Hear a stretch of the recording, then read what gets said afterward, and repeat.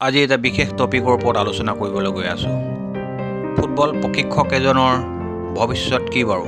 তেওঁ কোচিংটো পেচা হিচাপে ল'ব পাৰে নাই বাৰু?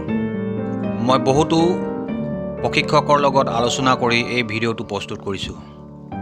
প্ৰশিক্ষক এজনে যথেষ্ট পইচা খৰচ কৰি যথেষ্ট আশা লৈ এখন ফুটবল লাইচেঞ্চ কৰে, কিন্তু কিছুসংখ্যক প্ৰশিক্ষকৰ বাদে সৰহভাগ প্ৰশিক্ষকে দেখা গৈছে কোনো কোচিং কৰিবলৈ ক'তো সুবিধা নাপায় বা নিজাববীয়াকৈ এখন ফিল্ড নাথাকে। AIFF-এ কোচ এডুকেশ্যনত বহুত জোৰ দিছে, কিন্তু সেই প্ৰশিক্ষকবোৰ লাইচেঞ্চ কৰাৰ পিছত কি হ'ব তেওঁলোকৰ কোনো প্লানিং নাই।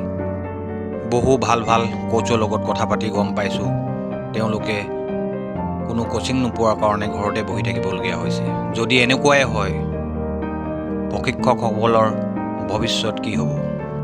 যিসকল প্ৰশিক্ষকৰ এটা চৰকাৰী চাকৰি আছে তেখেতসকলৰ কথা সুকীয়া, কিন্তু যিসকলৰ চৰকাৰী চাকৰি নাই কেৱল কোচিঙৰ ওপৰতে ডিপেণ্ড কৰি পৰিয়ালটো চলাবলগীয়া হয় তেখেতসকলৰ কিন্তু পানীত হাঁহ নচৰা অৱস্থা হৈছে।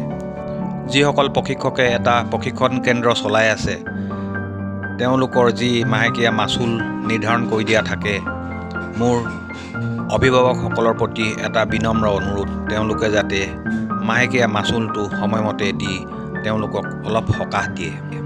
প্ৰশিক্ষণৰ বাবদ এটা সামান্য মাচুল নিৰ্ধাৰণ কৰা হয়, সেই সামান্য মাচুলটো কিছুসংখ্যক অভিভাৱকক ক্লিয়াৰ কৰা দেখা নাযায়। সকলোৱে সহায় সহযোগিতা আগবঢ়ালেহে এটা প্ৰশিক্ষণ কেন্দ্ৰ জীয়াই থাকিব।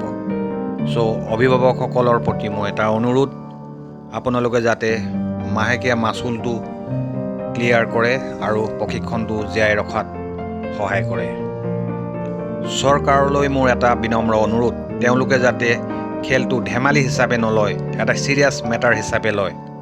উঠি অহা প্ৰজন্মক ৰাইট ৱেত কোচিং কৰিবলৈ এটা প্লেটফৰ্ম দি সমাজখন সুস্থ সবল গঢ়াত সহায় কৰে।